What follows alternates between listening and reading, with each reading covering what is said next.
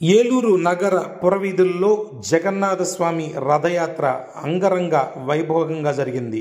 బలభద్ర సమేత జగన్నాథ స్వామిని దర్శించటానికి అనేక మంది భక్తులు బారులు తీరి నిలబడ్డారు. కేరళ సాంప్రదాయ పద్ధతిలో మేళతాళాలను ఏర్పాటు చేశారు.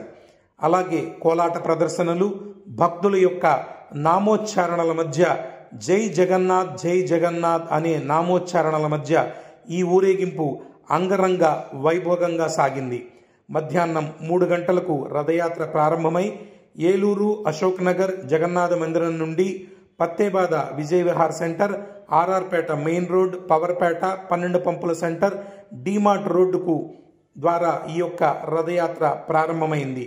భక్తులందరూ రథయాత్రలో పాల్గొని బలదేవ సుభద్ర సమేత శ్రీ జగన్నాథ స్వామి దర్శనం చేసుకుని రథాన్ని లాగి అందరూ తన్మయత్వ పూరితులయ్యారు.